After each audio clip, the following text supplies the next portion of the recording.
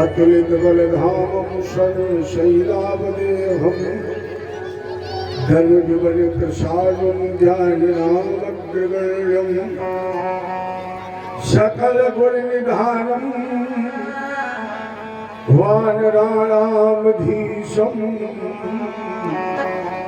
रघुपतप्रियभक्तं वातजातं नमामि। जय भागवत महापुराण की जय हो। केवल 2 बार नाम, चूंकि समय बहुत अनुमत नहीं दे रहा है, केवल 2 बार। श्री राम जय राम जय जय राम, कौशल्या के प्यारे राम। श्री राम जय राम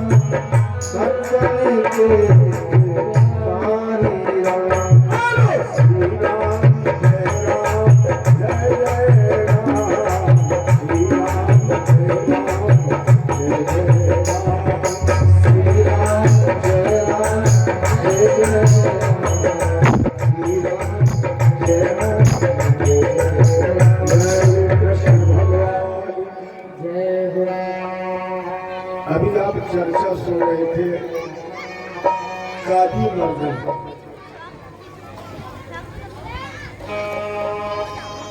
याद है आपको? कल मैंने बताया था भगवान के अवतार के कम से कम 4 कारण हैं, और एक कारण हमने आपको अपनी तरफ से दिया था। छिकजल पावक गगन समीरा पंच रचित यह अधम शरीरा। प्रकृति के जब पंच तत्व प्रदूषित हो जाते हैं तब भी हमारे भगवान का अवतार इस पृथ्वी पर होता है। तो आप सुन रहे हैं 2 बार से प्रसंग। सबसे पहले भगवान ने किसको मारा है? पूतना को।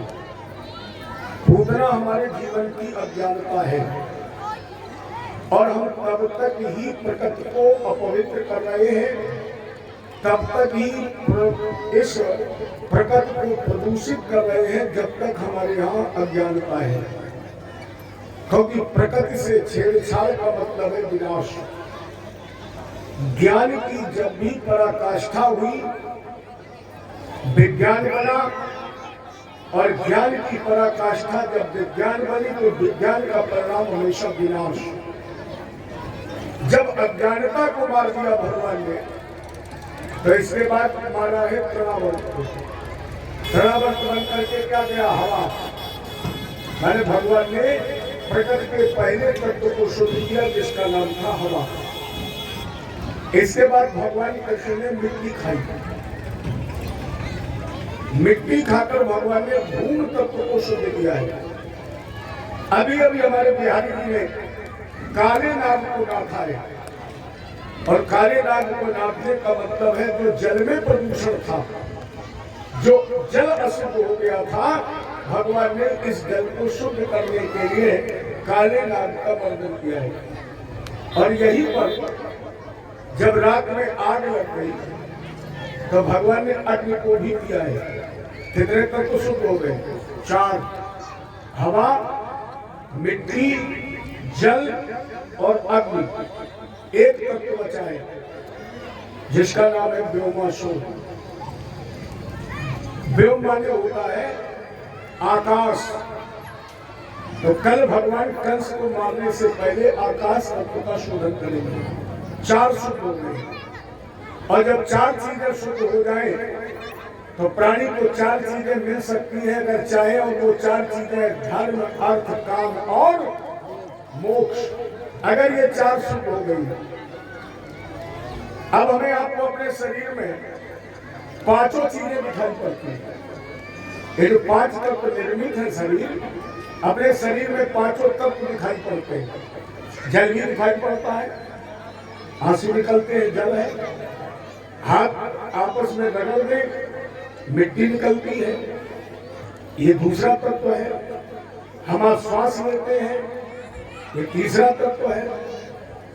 आकाश तत्व कहाँ है? चार तत्व शरीर में दिखाई पड़ रहे हैं, आकाश तत्व हमारे आपके शरीर में कहाँ है? देखो, हमारे आपके शरीर में जितनी जगह खाली है, जैसे आप इस तरह हथेली करें तो हथेली के बीच में ये जो गड्ढा है, यही आकाश तत्व है। जितनी भी जगह खाली हमारे शरीर में है, ये आकाश तत्व है। अर्थात इन पांचों तत्वों से निर्मित ये तन है, जिसमें चार चीजें सिद्ध हो गई। और जब चार चीजें सिद्ध हो जाएगी तो फिर हम धर्म, अर्थ, काम, मोक्ष के अधिकारी हो जाएंगे। ये चर्चा आपको सुन रही है, जिसमें काली प्रसंग निवेदन करूंगा आपसे। श्रीमद् भागवत में जितनी सुंदर स्तुति भगवान की नाग पत्नियों ने की है, इतनी सुंदर स्तुति प्रहलाद नहीं कर पाए। जितनी सुंदर स्तुति नाग पत्नियों ने भगवान की है, इतनी ध्रुव नहीं कर पाए हैं, देव के वसुदेव भी नहीं कर पाए हैं। अर्थात श्रीमद् भागवत में सर्वश्रेष्ठ अगर स्तुति किसी ने की है तो नाग पत्नियों ने की है। अब उसमें सुंदरता क्या है, जरा देखना। दो श्लोक आपकी सेवा में, दो श्लोक नाग पत्नियों ने कहा, ठाकुर जी, न नाक पृष्ठम न च सार्वभौमम और न पारमेष्ठम न रसाधिपत्यम न योग सिद्धिर पुनर्भवम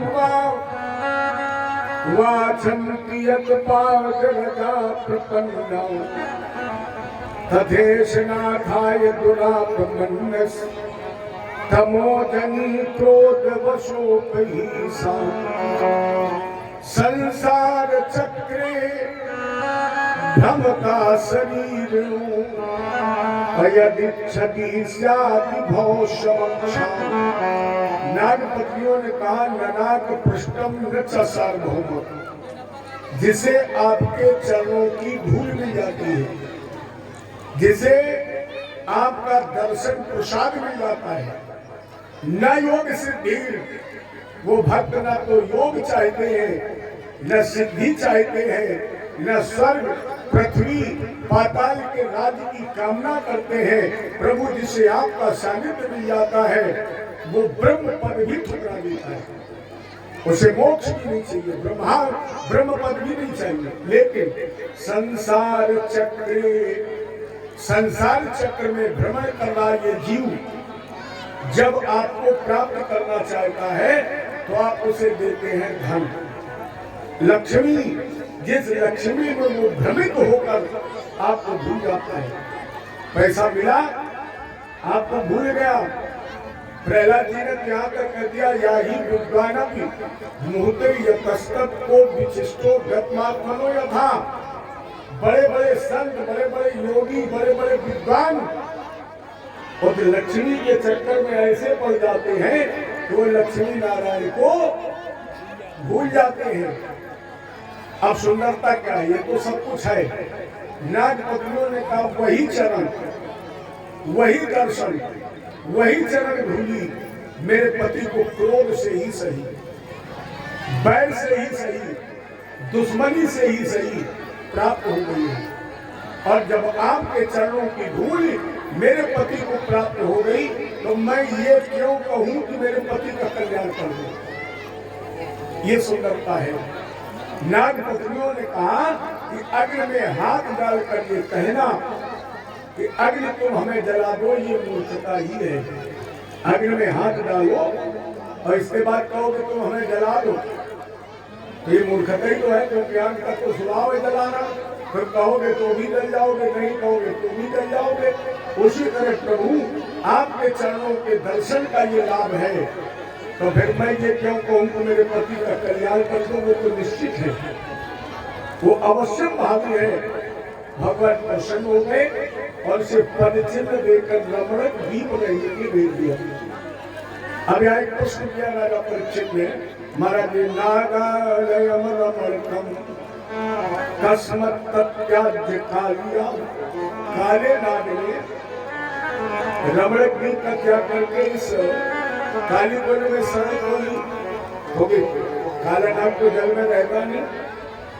शुक्र जी ने कहा उत्तर है, एक बार कश्यप जी की पत्नी, कई पत्नियां थी कश्यप जी में, जिनमें मुख्य रूप से लोग ज्यादातर जानते हैं अदिति और दीति, लेकिन इनकी और पत्नियों में दो पत्नियों का नाम था कद्रू और बिलिका। कद्रू से सर्पों का जन्म हुआ था, बिलिका से दो पुत्र पैदा हुए थे, गरुड़ और अरुण। अरुण भगवान सूर्य के सारथी हैं और गरुड़ भगवान के वाहन हैं। सूर्य के सारथी अरुण के दो पुत्र पैदा हुए थे, जटायु और संपाति, जिनका उल्लेख रामचरितमानस में है। एक बार बिलिका और कद्रू दोनों बैठी थी और चर्चा चल रही थी, सूर्य भगवान के रथ में जो घोड़े लगे हैं, इनकी पूंछ है सफेद की काली। कद्रू ने कहा काली और बिलिका ने कहा सफेद। क्यों? प्राणी की जैसी दृष्टि उसके लिए वैसी ही सृष्टि। जैसे धूप एक रंग की होती है, धूप का रंग तो एक ही है, और अगर आप हरे रंग का चश्मा लगा लें तो हरी दिखाई पड़ेगी, काले रंग का चश्मा लगा लें काली दिखाई पड़ेगी, पीले रंग का चश्मा लगा लो पीली दिखाई पड़ेगी, नीले रंग का चश्मा लगा लो नीली दिखाई पड़ेगी, लेकिन प्यारे धूप का रंग तो एक ही है। उसी प्रकार शतोगुणी मिलता है, इसलिए सफेद, और कद्रू ने कहा काली। शर्त लग गई कि हारने वाले को दासी बनना पड़ेगा। शाम को नाग लौट करके आए, कद्रू ने पूछा बेटा बताइए घोड़ों की पूंछ सफेद है कि काली? नागों ने कहा सफेद। कद्रू ने कहा मेरा आदेश है कि कल जब भगवान भास्कर प्रकट हो तो उनके रथ के पहिए जो घोड़े लगे हैं इनकी पूंछ में तुम लिपट जाओ, और जब काले काले नाग लिपट जाएंगे तो काली दिखाई पड़ेगी। कुछ नागों ने अपने माँ का आदेश नहीं माना, और जिन्होंने आदेश नहीं माना कद्रू ने उन्हीं को श्राप दे दिया कि आगे चल करके जब भारत भूमि पर परीक्षित पुत्र जन्मेजय सर्वश्रेष्ठ यज्ञ कराएगा तो जिन्होंने मेरे आदेश की अवहेलना की है वो सब यज्ञ कुंड में जलकर भस्म हो जाएंगे। समस्त सर्वजाति को श्राप नहीं है, जिन्होंने नहीं माना उनको। कुछ नाग जाकर निपट गए, बेटा को कुछ काली दिखाई पड़ी, दासी बन गई। गरुड़ को जब पता लगा कि मेरे माँ के साथ धोखा हुआ है, फिर उन्होंने खेल खेल में सर्पों को खाना प्रारंभ कर दिया। कश्यप जी ने सर्प वंश बचाने के लिए एक नियम बना दिया था कि प्रत्येक अमावस्या को एक सर्प जाकर गरुड़ से खा लेते थे, लेकिन ये नाग को अभिमान था, इसलिए गरुड़ से युद्ध किया, और जब पराजित हो गया तो इसी कुंड में आकर के छुप गया। क्यों? यहाँ पर गरुड़ को सौभग ऋषि का श्राप है। गरुड़ पहले शिकार खेलने आते, मछलियां खाने, मछलियों ने सौभग ऋषि को कहा, तो सौभग ऋषि ने कहा गरुड़ आज के बाद तुम यहाँ किसी को हत्या नहीं करोगे। गरुड़ नहीं माने तो सौभग ऋषि ने श्राप दे दिया कि आज के बाद अगर तुम हत्या करने आओगे तो तुम्हारी स्वयं मृत्यु हो जाएगी। तो उसी गरुड़ के कारण निर्भय ये रमणक द्वीप में निवास कर रहा था। भगवान इसे पदचिन्ह दे दिया और कहा जब तुम पर गरुड़ हमला करे तो अपना सर झुका देना, और गरुड़ मेरा पदचिन्ह पहचानता है। मैंने भगवान ने जीवन दान दे करके इसे विदा कर दिया, अग्रपान किया, वापस भगवान लौट करके आ गए। दूसरे दिन गौएं चराने गए, प्रजन गोपियां जब भगवान जाते थे ना गौएं चराने, तो पूरे दिन गोपियां भगवान की केवल याद करती। बरहा पीडम नटवर बपू देखो भागवत का प्रत्येक श्लोक वेद व्यास ने लिखा है, लेकिन ये श्लोक जो मैं आपके सामने बोल रहा हूँ ये वेद व्यास ने नहीं लिखा है। फिर बोले ये श्लोक भगवान कृष्ण की मुरली से निकला है, भगवान की बंसी से निकला है। श्लोक बरहा पीडम नटवर बपु कर्णयो कर्णकारम अभिप्रतवास कनक कपुषम वैजंतीम चमालाम रंगाण वेणुर्घर सुधया पूर्यन गोप वृंदई वृंदारण सुपदम रमणम प्राविशत गीति कीर्ति बरहा पीडम नटवर बपु। भगवान का नाम नटवर है, भगवान शंकर का नाम नटराज है। भगवान शंकर नटों की बिरादरी के राजा हैं, लेकिन भगवान कृष्ण नट बिरादरी के दूल्हा है। नटवर, वर माने दूल्हा। और क्या सुंदर स्वरूप है भगवान का। उस मुरली ने गाया क्या स्वरूप है, बोले वैजंतीम चमालाम। भगवान कृष्ण के गले में बनमाला शोभा पानी है। और प्यारे को बनमाला कितनी लंबी है, भगवान के जो गले में माला पड़ी है उस माला का नीचे वाला सिरा जब भगवान चलते हैं तो पैर के अंगूठे को छुआ है, इतनी लंबी पैर के अंगूठे को छुआ है।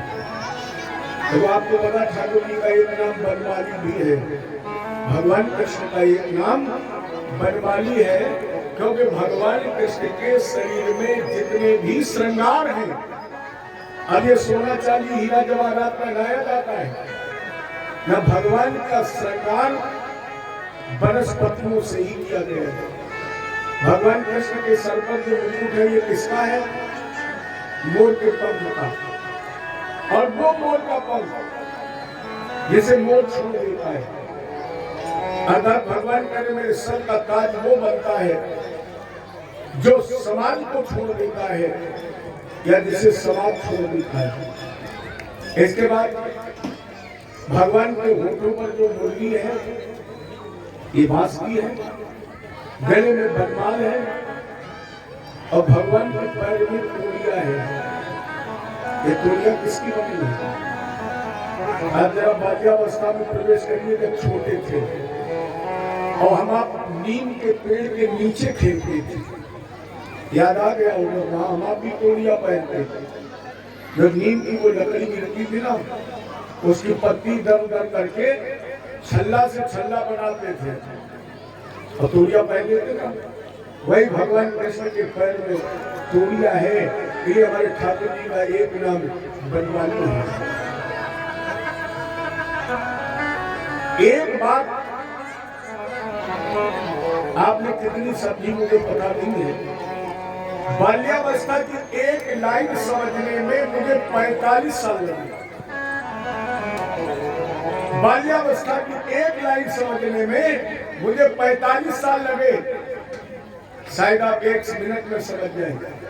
याद है जब इस तरह के श्रृंगार करते थे और एक दूसरे के बच्चे किस तरह गोफा डालते थे और गोफा डाल के एक लाइन गाते थे, कौन? ताल की मट्टी गाई है कभी? अच्छा सही बताना, जब गाते थे तब अर्थ मालूम था? बच्चे कितनी सच्ची बात गाते थे। 44 साल लगे मुझे भागवत कहते कहते, 45 साल, तब मेरे परसाल समझ में आई इसका मतलब क्या है। और इसका मतलब यही तो है, ताल की मट्टी ताले जाए। बच्चे पहले से सचेत कर देते हैं, लेकिन बूढ़े क्या समझते हैं? बच्चे सचेत करते हैं लेकिन बुजुर्ग कहाँ समझते हैं? ये सब इसी में तो मिल जाएगा। तो भगवान का कितना दिव्यतम स्वरूप है, जिनके होंठ पके हुए कुंडू की तरह लाल है, जिनके नेत्र कमल की तरह और हिरण की तरह चंचल है, जिनके होठों पर मुरली। और जब मुरली लेकर गौ में चराने के बाद भगवान लौटे आगे गौवे है और पीछे गोविंद है।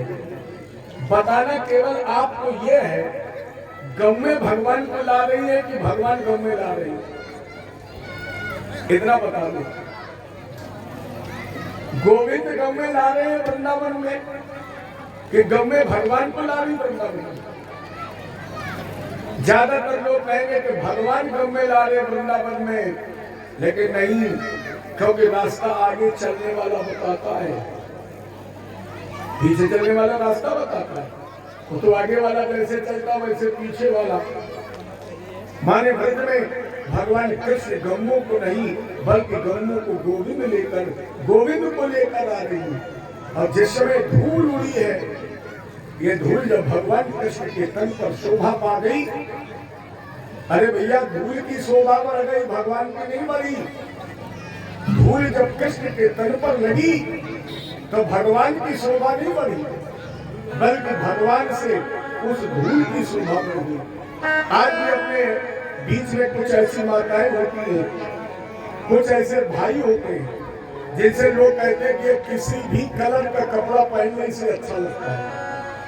कुछ ऐसे व्यक्ति तो होते हैं कि वो चाहे सफेद पहने, चाहे हरा पहने, चाहे लाल पहने, किसी कलर का पहने अच्छा लगता है। इसके मतलब कपड़े के रंग का मतलब नहीं है, पहनने वाले का ये प्राकृतिक गुण है। उसी प्रकार जिस तरह किसी के पहनने से वस्त्र निखरता है, उसी तरह आज कृष्ण के तन पर धूल रूपी वस्त्र लिपट गया तो भगवान की नहीं, उस धूल की शोभा बढ़ गई। यही गोपियां नित्य भगवान का चिंतन करती है और चिंतन करते करते क्या कर बैठी, भगवान को पति बनाने की प्रतिज्ञा कि हमारे कृष्ण पति बने। और पति बनने के लिए इन्होंने क्या किया, हेमंत प्रथमे मशनंद व्रत कुमारी का। हेमंत ऋतु का प्रथम महीना अगहन, और अगहन में मैया कात्यायनी का पूजन करती थी। क्यों? बोले कृष्ण हमारे पति बन जाए। और एक मंत्र जपती थी, कात्यायनी महामाई। जिस लड़की के शादी में व्यवधान आ रहा हो उसको इस मंत्र का अनुष्ठान करना चाहिए। बुधवारी माताएं कार्तिक में स्नान करती और इसी मंत्र का अनुष्ठान करती हैं, बाधाएं दूर हो जाती है। तो गोपियों का कात्यायनी महामाये महायोगिन भीषण नंद गोप सुतम देवी पति में पुरुते नमः। कात्यायनी मैया पार्वती जी का ही स्वरूप है। और स्नान करके पूजा करके ये भगवान को पति रूप में चाहती हैं। अब यहाँ बहुत गहन विषय है, बहुत गहन। क्या गोपियां नग्न नहाती हैं? हम आप क्या कहते हैं, गोपियां नग्न नहाती हैं, कपड़े किनारे उतार कर रख देती है। इसके बाद गोपियां कात्यायनी देवी का पूजन करती है। भगवान ने कपड़े चुरा दिए। बड़ा लंबा लफड़ा है इसमें,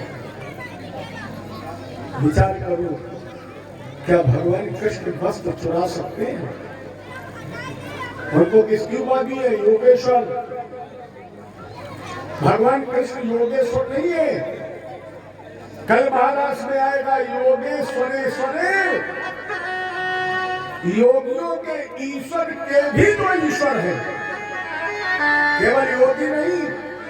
योगियों के जो ईश्वर हैं उनके भी दो ईश्वर हैं, वो है यदकुल भगवान कृष्ण। तो जो योगेश्वरेश्वर है, क्या वो किसी महिला के वस्त्र चुरा सकता है? दूसरे गोपी भी साधारण नहीं है। मत समझिए कि साधारण कोई दही बेचने वाली है। गोपी का शाब्दिक अर्थ है गो माने इंद्री, पी माने पान करना। इसका संबंध किसी स्त्री पुरुष से नहीं है। यहाँ तो सभी गोपी हैं। बैठे हो हमारी पार्टी में नर रूप में, लेकिन भगवान के सामने नर नहीं हो, नारी ही हो। अगर जगत का कोई पति है तो केवल कृष्ण, अगर कोई जगत पिता है तो केवल कृष्ण। तो फिर अगर वो पति है तो हम पत्नी नहीं हुए, हम सभी उसकी पत्नी हैं। लेकिन अब उसमें गोपी कौन है? जिसने अपनी एक एक इंद्री का पान कर लिया है, पी लिया है, इंद्रियों का दमन कर लिया है, जिसने अपनी इंद्रियों को बामुखी के स्थान पर अंतर्मुखी बना लिया है, जो अपनी ही आत्मा में रमण करता है, उसे कहते हैं गोपी। और कृष्ण का मतलब क्या है? पापेन कृष्ण का इच्छा कृष्णा, जिसके स्मरण मात्र से पापियों के पाप का कर्षण हो जाता है। प्यारे, जिसके स्मरण मात्र से पापियों के पाप का कर्षण हो जाए, वो कभी पाप कर सकता है? अरे भाई, को पाप जब ही जाता है। अंधकार अगर ये सूर्य की शिकायत करे कि सूर्य हमें टिकने नहीं देता है, एक बार अंधकार भगवान के पास पहुंचा और कहा, प्रभु तुमने अंधकार भी बनाया, सूर्य भी बनाया है, प्रकाश भी, लेकिन हमें सूर्य बड़ा परेशान करता है, कहीं में टिकने नहीं देता है। भगवान ने कल उसे डांट देंगे। दूसरे दिन सूर्य को बुलाया, क्यों? अंधकार को तो टिकने नहीं देते हो। सूर्य ने कहा, हम कहीं पीछे नहीं करते। और अगर आपको विश्वास नहीं है तो फिर जिसने शिकायत की है उसको बुलाओ मेरे सामने, बुलाओ अंधकार को मेरे सामने शिकायत करे। अब बताओ, सूर्य के सामने अंधकार टिक सकता है? आएगा सूर्य के सामने? अब जिसके आंखें ना हो, है, उल्लू से पूछा जाए दिन होता है? नहीं होता है।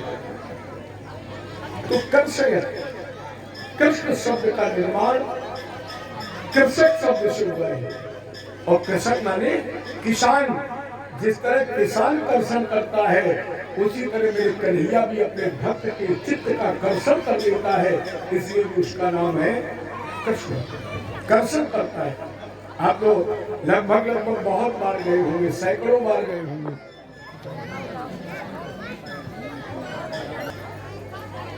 बहुत बार आपने दर्शन किया है। आप बताइए, कृष्ण से काली कोई ज्यादा मूर्ति है? मेरा यह अनुमान है कि अगर कृष्ण के सामने काजल का डिब्बा भी खोल दिया जाए तो शर्मा जाए। इतने गजब के काले हैं। लेकिन अरे काले कलूटे, तूने क्या गजब की छवि पाई है। जिसने भी तेरा दीदार कर लिया वो केवल तेरा ही होकर रह गया। अच्छा, मैं एक आध बार कभी गया, मैं पूछना चाहता था, नहीं पूछ पाया। अगर आप कभी किसी को जाने का मौका मिले और बिहारी जी के सामने जाए तो मेरा एक प्रश्न करें, पूछे, शायद आपको होश रहे। क्या? अरे कृष्ण, जब तू काला था तो तुमने दुनिया को दीवाना बना दिया, अगर गोरा होता तो क्या करता? शायद उत्तर मिल जाए। अरे कृष्ण, जब तू काला था तो तूने दुनिया को दीवाना बना दिया, अगर गोरा होता तो क्या करता? अरे कृष्ण, जब तेरी बंसी बांस की थी तो तूने शंकर को भी उड़निया और लाघा पहना दिया, अगर तेरी मुरली कहीं 90,000 रुपए तोला वाला होता तो कौन सा मेरे भाता करना प्रश्न, शायद उसे दया आ जाए और आपको उत्तर मिल जाए। और अगर उत्तर ना मिले तो फिर आप दर्शन करते करते रंगनाथ जी के मंदिर में जाइए। वहाँ देखना, दीवारों में बहुत कुछ लिखा है। वहाँ हमने भी पढ़ा, एक लाइन उसमें किसी भक्त ने लिखी, अच्छा हुआ लला जो तू लली नहीं हुआ। अच्छा हुआ लला जो तू लली नहीं हुआ। क्यों? अगर लली बन गया होता तो वृंदावन में हजारों के कत्ल हो गए होते। वो गजब की छवि वाले ठाकुर जीवन है।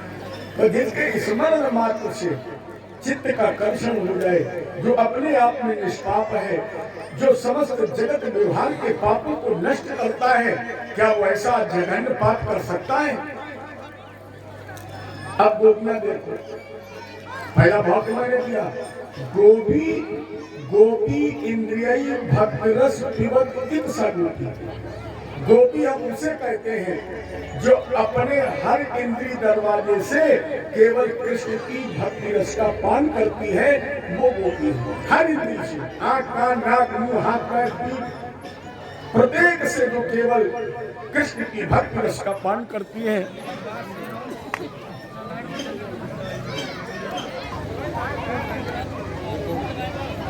ये जितने भी गोपी के स्वरूप हैं, ये सब पूर्व जन्म के संत हैं, जिनके हृदय में पूर्व जन्म में कामना शेष रह गई थी, वही सब गोपी बनकर आई है। यह कृष्ण भेद है और उसकी जो ऋचाएं हैं वो गोपी है। और गोपी है कौन? जो कृष्ण के सानिध्य में है।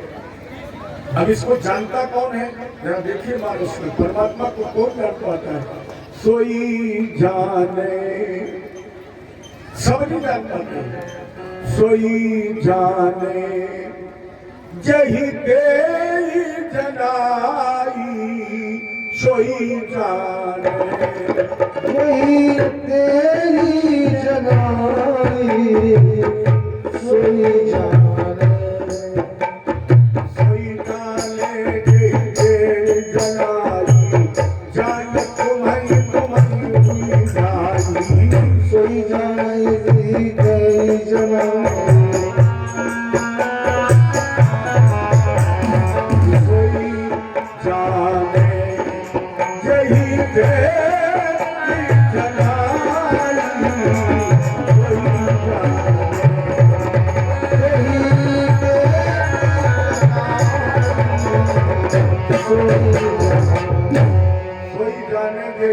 जनाई, और जानत तुम्हारी।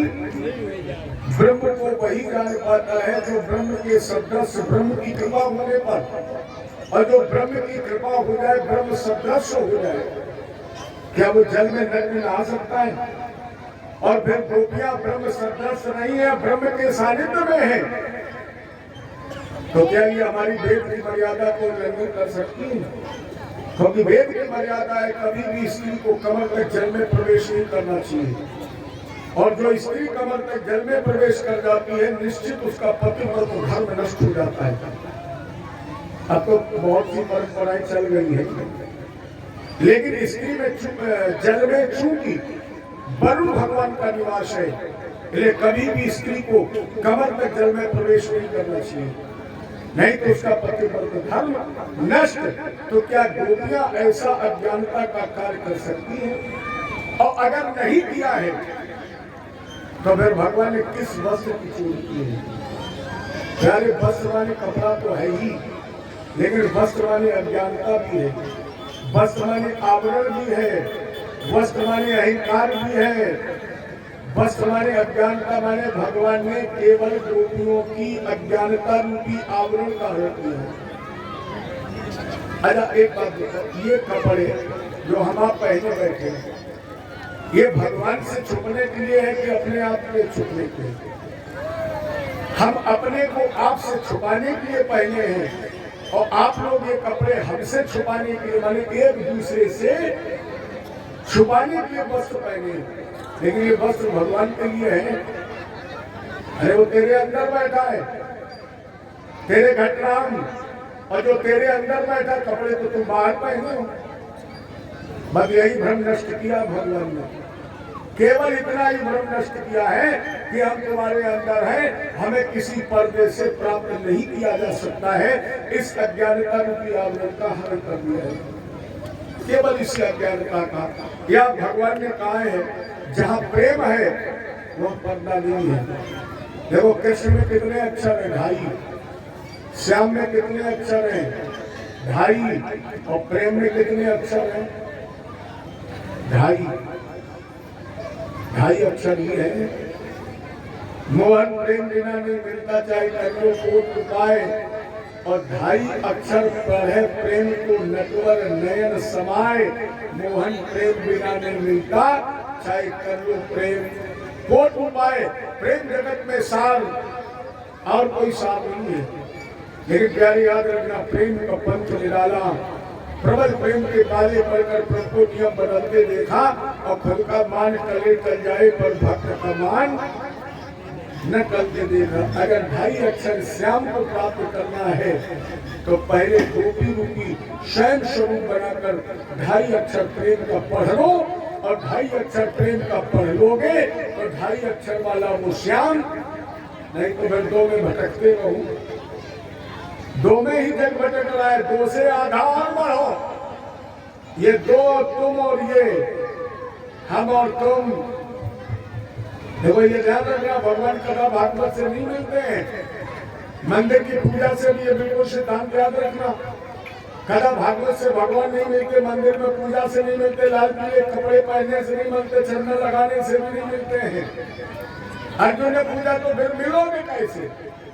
भगवान बोले सर्व धर्मान परित्यज्य इन सारे धर्मों से जो परे हो जाता है, कथा, भागवत, यज्ञ, कीर्तन, मंदिर की पूजा, ये सब भगवान के प्राप्ति के रास्ते बताते हैं कि इस रास्ते पर चलो। लेकिन जब उस रास्ते से चलते चलते अंतिम छोर पर पहुंच जाओगे, इस रास्ते पर तुम्हें कहीं नहीं मिलेंगे। कब? बोले जब इन धर्मों से परे हो जाएगा और उसकी नजर में केवल एक चीज बचेगी, मैं, अर्थात तू सब कुछ छोड़कर केवल कृष्ण का होगा, कि अपने आप सारे पर्दे समाप्त हो जाएंगे। तो क्यों? बोले जहां प्रीत पर्दा नहीं और पर्दा वहां न प्रीत, और प्रीत करे पर्दा करे तुलसी यह अनबीत। अरे बोलचाल की भाषा में भी तो आप कहते जहाँ प्रेम होता है वह पर्दा नहीं होता है, और जहाँ पर्दा होता है वह प्रेम होता ही नहीं। भैया चाखा चाहे प्रेम रस और राखा चाहे लाज, प्रेम में लाज के लिए भी कोई मर्यादा नहीं है। और नारायण वो प्रेमी नहीं, केवल बातन को महाराज। फिर वो बनावटी प्रेम करता है, सच्चा प्रेम नहीं करता है। ये गोपियों ने कहा लाज के ऊपर गाज गिरेरी, लाज के ऊपर गाज गिरेरी, सोई काज करो ब्रजराज मिले, वही कार्य करो। अर्थात प्रेम का पाठ पढ़ो, और जब प्रेम का पाठ पढ़ोगे तो जीवात्मा और परमात्मा का मिलन हो जाएगा। ये चीर हरण का प्रसंग है, ये चर्चा है। मत सोचो कि कृष्ण ने कपड़े चुरा लिए, वो चुरा ही नहीं सकता है, ये केवल अज्ञानता का हरण कर लिया भगवान ने। इसके बाद हमारे कन्हैया जी ने यज्ञ पत्नियों पर कृपा की है, और यज्ञ पत्नियों पर कृपा करते करते भगवान आज जब शाम को पहुंचे अपने घर, सुंदर पकवान बन रहे थे। अरे बढ़िया देसी घी की पूरी बने तो कम से कम 500 लीटर से तो दूध महक आती है। अब पूरे दिन के थके थे भगवान, अब बोले मैया यशोदा के पास पहुंचे, बोले मैया भूख लगी, भोजन करो। यशोदा जी ने कहा लाला थोड़ी देर चुपचाप बैठो। क्यों? बोले पहले जय जय हो जाए, जय जय। कन्हैया बोले माता जी जय जय कौन सी बला है? आज भी माता जब पूजा करती है, इधर वृंदावन क्षेत्र में यही कहती, पूजा नहीं कहती, बोले जय जय हो जाए, जय जय। कन्हैया बोले हमें भूख की पड़ी है, तुम्हें जय जय की पड़ी है, कि जय जय है क्या? यशोदा जी ने कहा बाबा नंद से जाकर पूछो।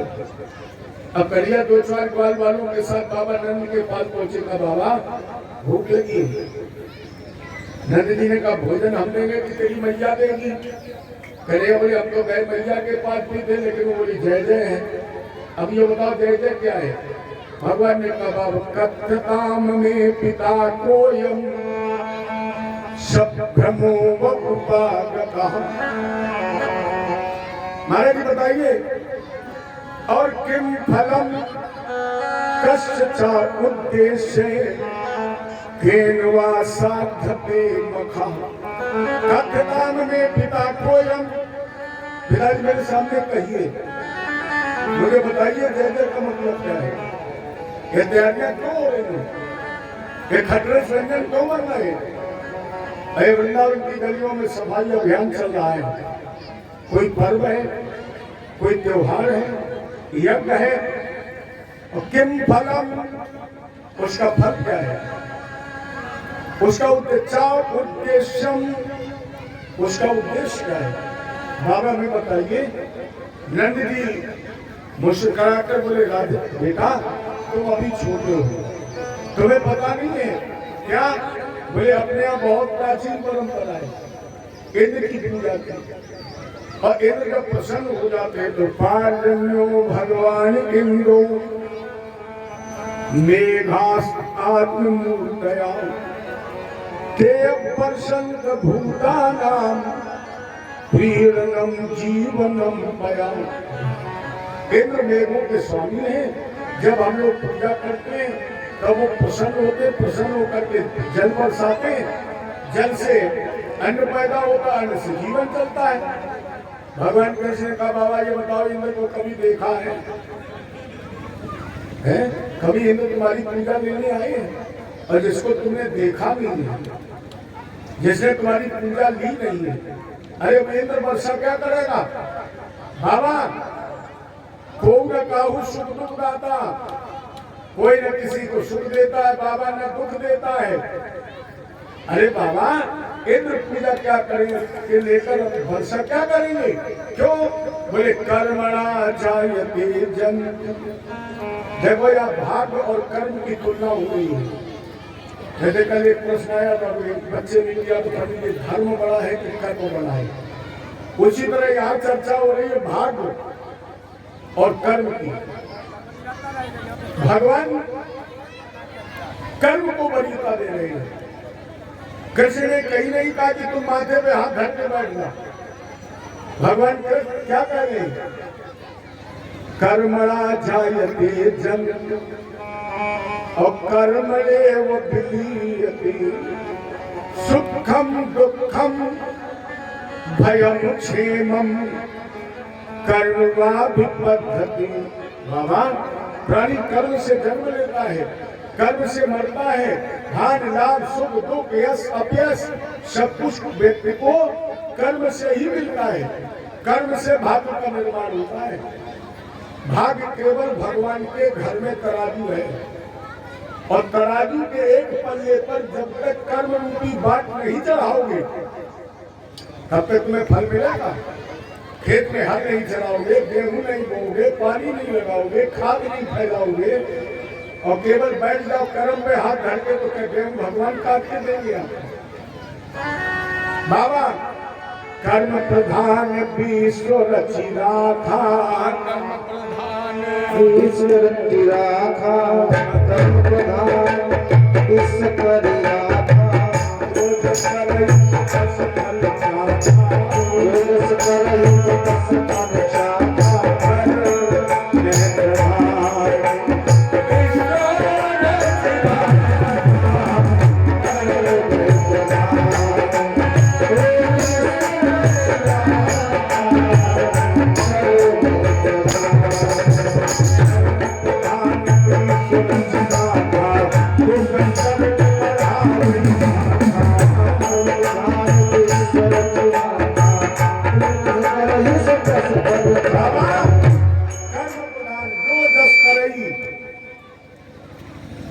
अगर जलाओगे तो किसी को तो तुम भी हरदम जला करोगे। किसी उर्दू में कभी नहीं लिखा है, अगर जलाओगे तुम किसी को तो तुम भी हरदम जला करोगे। भला तभी होता है जगत में जब तुम किसी का भला जो चाहो। भगवान कह रहे बाबा भला जो चाहो भला करो नित्य, न इसमें अंतर है बाल भर भी, न दुख दोगे अगर किसी को प्यारे तुम भी फूला। भला करोगे, भला तभी होता है जगत में जब तुम किसी का। जमाना दर्पण है, ये संसार शीशा है। जमाना दर्पण है, देख लो कि जैसी सूरत है जिम बशर की, दिखाई देता है उसको ऐसा जो आईना पर मला करोगे। भला तभी होता है जगत में जब तुम किसी का। अवश्य में भोक्तव्यम, भगवान कह रहे बाबा इंद्र वर्षा क्या करेंगे? अवश्य में भोक्तव्यम कृता कर्म शुभाशुभम। जैसा तुमने शुभ अशुभ कर्म किया है उसका भोग भोगना ही पड़ेगा। बाबा नंद ने कहा तो क्या पूजा के विरोधी हो? क्या तुम सनातन धर्म भारत में पूजा का खंडन करना चाहते हो? भगवान बोले बाबा अर्थ का अर्थ हो गया। हम पूजा के विरोधी नहीं है, हम चाहते हैं कि भारत में किसी न किसी की पूजा होनी चाहिए। हर व्यक्ति का दायित्व है कि वो जिसे जो चाहे, जिसे जो अच्छा लगे उसकी पूजा करे। लेकिन बाबा हम अंधविश्वास और रूढ़वादिता के खिलाफ हैं। नंद जी ने पूछा कैसे? भगवान बोले एक लड़के की बारात जाने वाली थी तब तक बिल्ली मर गई। अब लड़के की माँ ने सोचा बिल्ली मर गई, लोग कहेंगे अब सफर हो जाएगा तो बारात खरबड़ हो जाएगी। तो माता जी ने चुपचाप बिल्ली कमरे में रखी, ऊपर से डलिया ढक दी, बारात चली गई। माता जी अब इतने काम हो गए शादी विवाह में, माता जी को बिल्ली भिगवाना भूल गई। बारात लौट कर आ गई, बहू को उसी कमरे में बैठा दिया गया।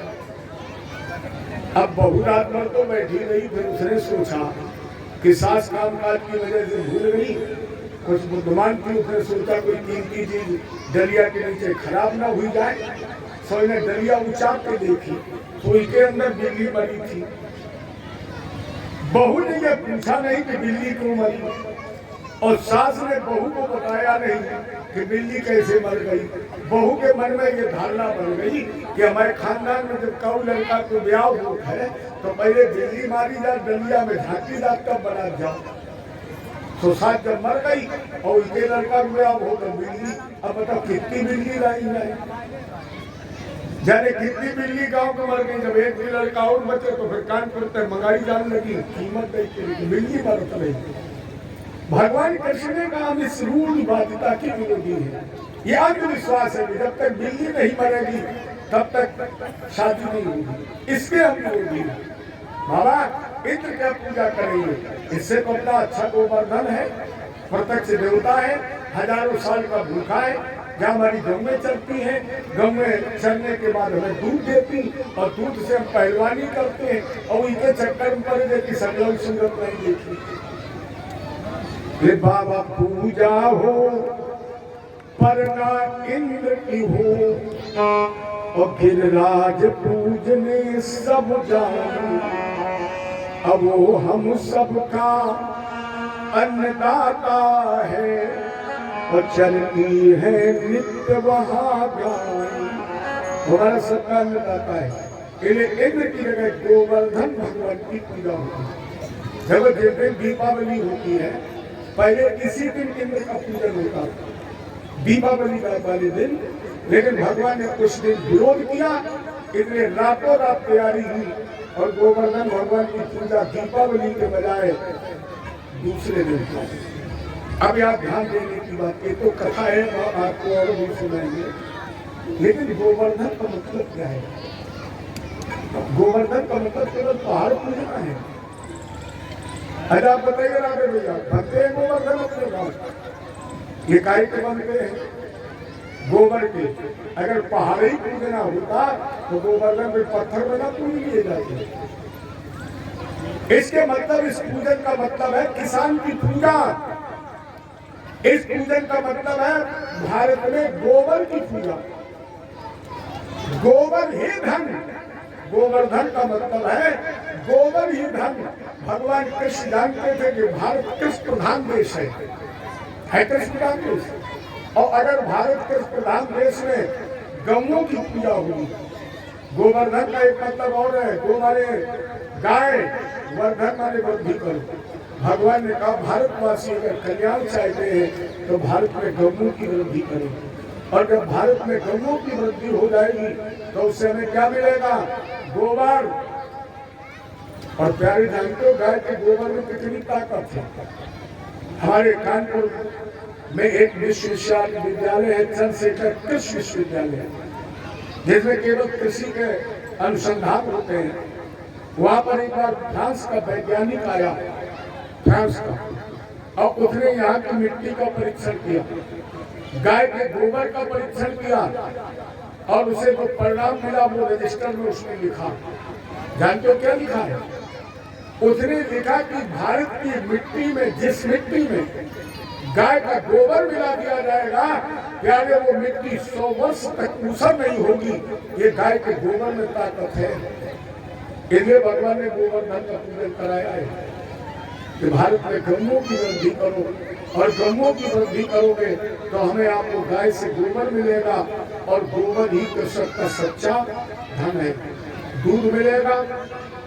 देसी गाय के दूध पीने वाले को 90% कैंसर नहीं होता है। याद नोट करिए, देसी जर्सी वाली नहीं, जर्सी वाले के तो जो पीते हैं रामी वाली कब हुई जाए, इतने उसमें बैक्टीरिया होते हैं।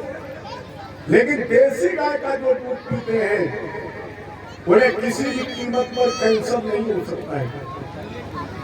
इसलिए भगवान ने कहा कि गोवर्धन का पूजन करो। भगवान ने कहा अगर ये पर्वत सुरक्षित रहेगा, इसको वैज्ञानिक दृष्टिकोण से भी समझिए, भगवान ने पर्वत का पूजन क्यों कराया? भगवान ने कहा अगर पर्वत को हम देवता बना देंगे तो पर्वतों का उत्खनन बंद हो जाएगा, और अगर पर्वतों का उत्खनन बंद हो जाएगा प्रकृति संतुलित बनी रहेगी और मानव का हित होता रहेगा। और जब से पर्वतों का खनन शुरू हो गया है, आप बताइए कब बरसात होगी? पता है? जब पर्वत सुरक्षित थे, जब प्रकृति संतुलित थी, तो लोग होली का धुआं देख करके बता देते थे। होली जलती थी और किसान धुआं देख के बताता था कि आने वाला भविष्य क्या है। और पता है अब केवल गर्मी बची है, केवल गर्मी। और ये तो 10-15 दिन सर्दी पड़ेगी, ये इतनी भीषण सर्दी होगी, किसान वाले तो सब सावधान ही रहे। महीने 15 दिन पड़े, लेकिन गजब की पड़ेगी फिर गर्मी। नहीं कि दिसंबर चला है, अपने यहाँ कम्बल निकल आते थे कुआर की नवदुर्गा से। रामलीला देखने जाते तो लोग स्वेटर और लुइया और बगैर स्वेटर कभी भी घूम रहे हैं, लेकिन 10-5 दिन के अंदर वो भीषण सर्दी पड़ने वाली है, लेकिन पड़ेगी महीने पर गर्मी, इसके बाद फिर गर्मी। और अगर इसी तरह स्थिति बनी रही तो 10 साल बाद केवल गर्मी बचेगी, सर्दी नहीं रहेगी, बरसात होगी, लेकिन अतिवृष्टि, खंडवृष्टि, अनावृष्टि होगी, सब कहीं नहीं होगी। इसलिए भगवान ने कहा पर्वतों को सुरक्षित रखो। एक कारण और है जो हमारे लिए बहुत उपयोगी है। जितना पथरीला इलाका है या जितना पर्वत इलाका है, उसमें हमारे आपके लिए जीवनों उपयोगी औषधियां पैदा होती हैं। पहले दवा नहीं चलती थी, औषधि चलती थी। दवा का मतलब क्या है? अरे दवा टेबलेट तो साफ करी, दवा एलोपैथिक डॉक्टरी में कोई भी डॉक्टर ये नहीं कर सकता है कि हम तुम्हारा मर्ज जड़ से खत्म कर देंगे। कोई एलोपैथी में दवा नहीं है जो आपका मर्ज जड़ से खत्म हो। ऊपर से दवा और वो मर्ज पेट ही में दब गया, दवा खत्म, मर्ज ऊपर। लेकिन अपने औषधियों में चलता है। आज भी जो औषधियों वाले लोग हैं वो ये कहते भैया बीमारी पहले बढ़े जरूर, लेकिन जड़ से खत्म होगी। तो भगवान ने कहा पर्वत रहेंगे तो हमारे जीवनों उपयोगी औषधियां सुरक्षित रहेंगी, और अगर औषधियां सुरक्षित रहेंगी तो हमारे भारत का हर नागरिक निरोगी रहेगा। मैंने इसी इलाके में देखा, पता नहीं है कि नहीं, मैं आया था जब रुकनपुरा कथा कहने, तो मैंने वहाँ गर्मियों में टिंडोरे का फल देखा था।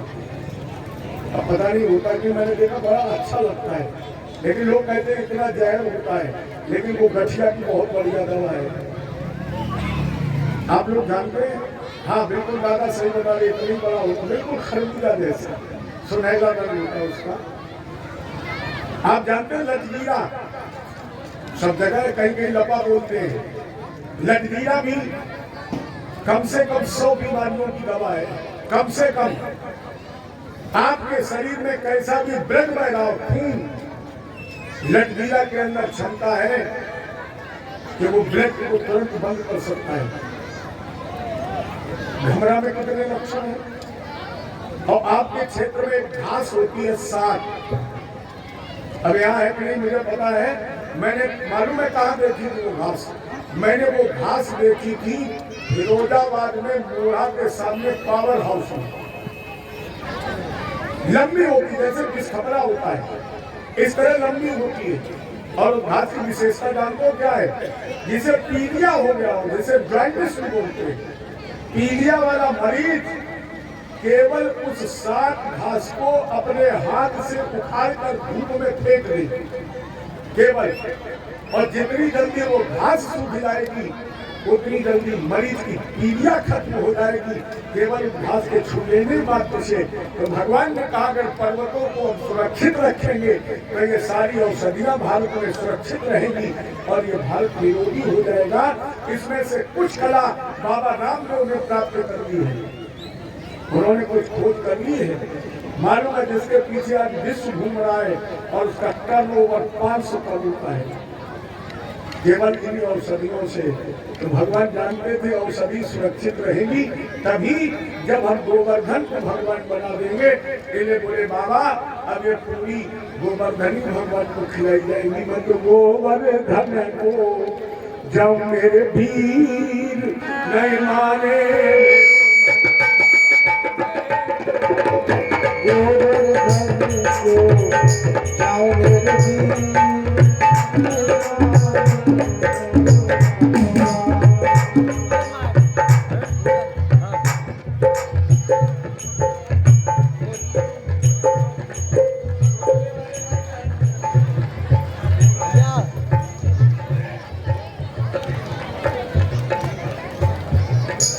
मैं तो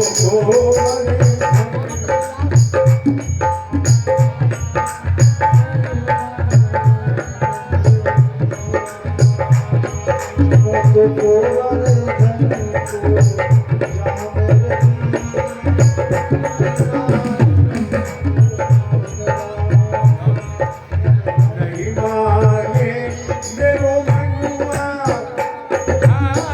नहीं माने मेरो मनुआ।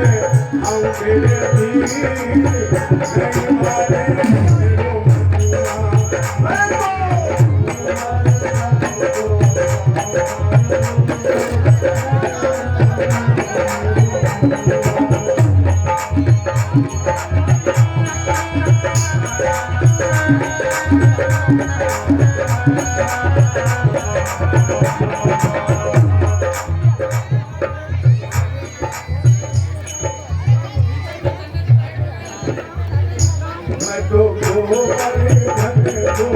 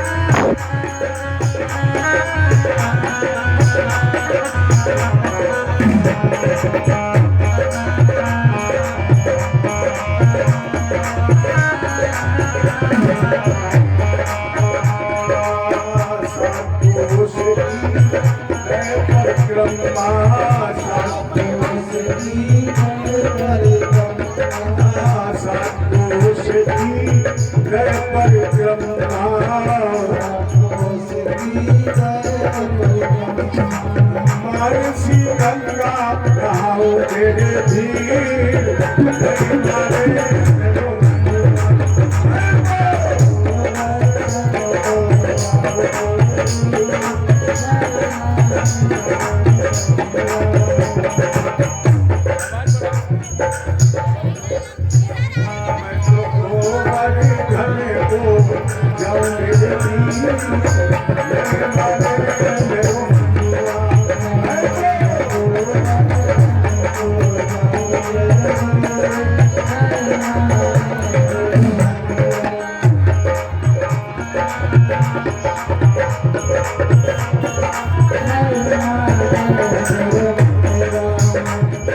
गोवर्धन को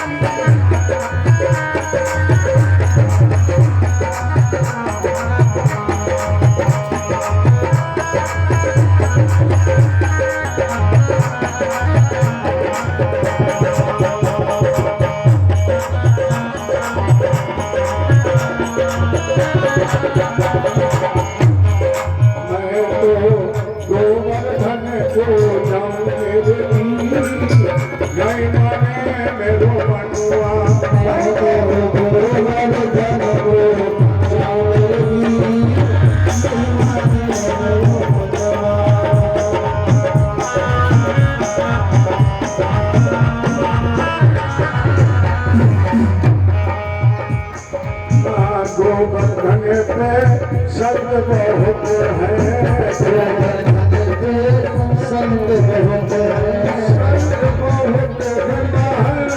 बहुत है, संत बहुत है, संतन की देवाओं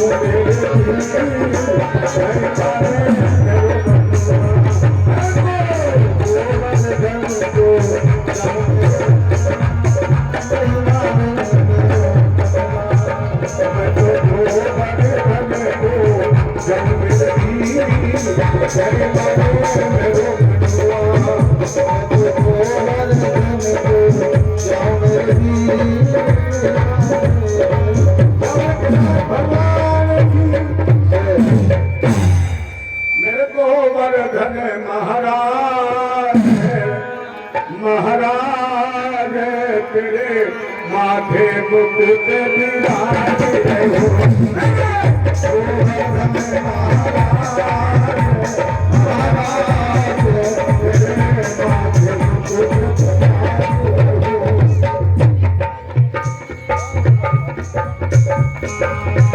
तेरे माथे मुकुट श्री गोवर्धन महाराज महाराज तेरे माथे मुकुट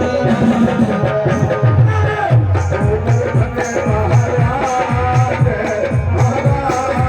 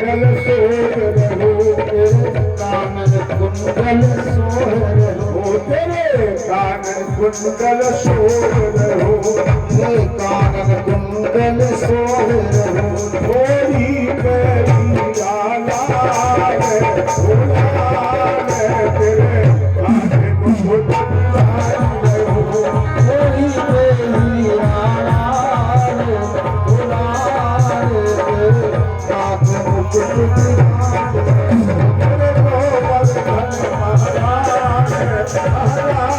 तेरे कानन कुंडल गोवर्धन महाराज महाराज,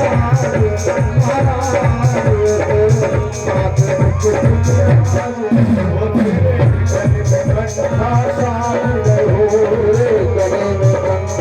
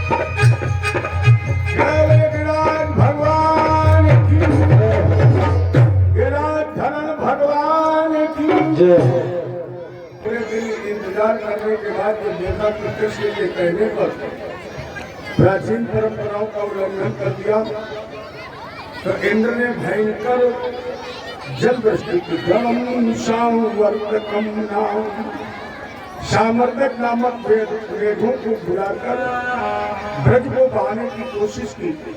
तो भगवान कृष्ण ने 7 दिन के लिए गोवर्धन अपने हाथ की सबसे छोटी उंगली कनिष्ठिका पर धारण कर लिया। अब यहाँ ध्यान देने की बात यह कि गोवर्धन भगवान को 56 प्रकार के भोग थे। 56 प्रकार के भोग क्यों लगे? भगवान कृष्ण बाल कृष्ण को एक दिन में 8 बार भोग लगता है। भगवान कृष्ण को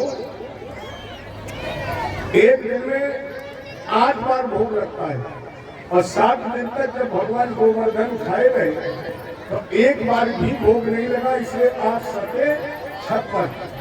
भगवान को 56 प्रकार के भोग लगाए गए। कुछ विद्वानों के मतानुसार भगवान कृष्ण की 8 सखियां थी और वो 8 सखियां भगवान को रोज भोजन कराती, लेकिन 7 दिन भगवान को भोजन नहीं करा पाई, इसलिए उन 8 सखियों ने 7 दिन का भोजन भगवान को दिया। तो इस अनुसार भी आज सके 56 ये भगवान को 56 प्रकार का भोग लगने लगा। यहाँ पर भगवान ने गोवर्धन उठाया। गोवर्धन जब 7वें दिन रख दिया तो इंद्र ने क्षमा मांगी और भगवान को काय के दूर से तिलक किया। यहीं से भगवान कृष्ण का एक नाम गिरिराज धरण पड़ गया। जब गिरिराज धरण भगवान की। अब अब इसके आगे की जो चर्चा है आप लोग कल की कथा में सुनेंगे, जिसमें महाराज श्रीमद् भागवत का प्राण सर्वश्रेष्ठ प्रसंग महाराज गोपियों के साथ, इसके बाद भगवान मथुरा में जाकर मामा कंस का उद्धार किए रहेंगे और मामा कंस को मारने के बाद गोपी उद्धव संवाद, ये चर्चा आप लोग कल की कथा में सुनेंगे। अब केवल 2 दिन का समय रह गया, आज और कल के बाद परसों 2 दिन की कथा रहेगी, कल और परसों। आप लोग ज्यादा से ज्यादा संख्या में आइए। चलिए गाते एक बार भजन और इसके बाद आरती और प्रसाद। अरे छटा तेरी 3 लोक से न्यारी है गोवर्धन महाराज, छटा तेरी 3 लोक से न्यारी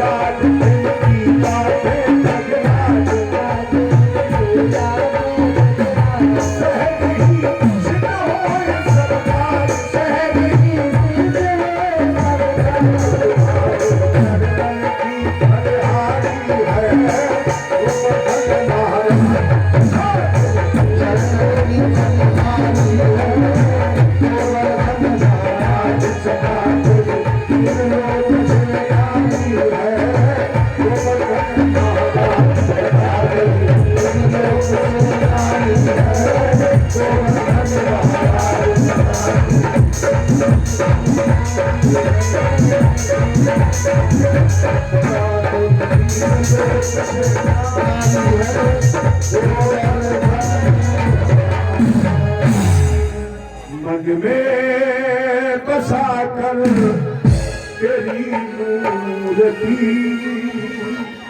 उतारो मैं गिरधर तेरी आरती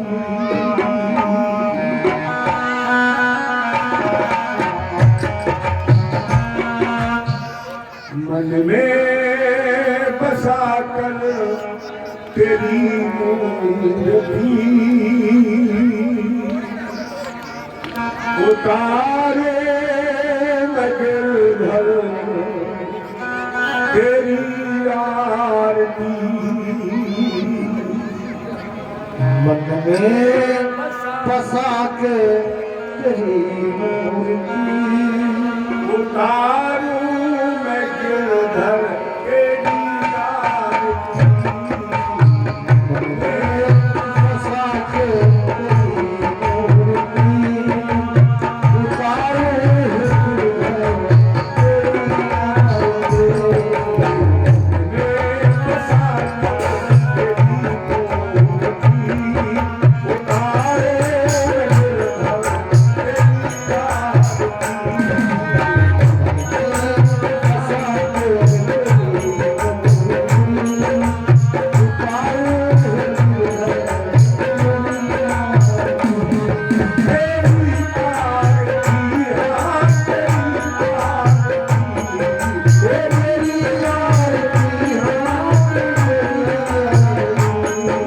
तेरी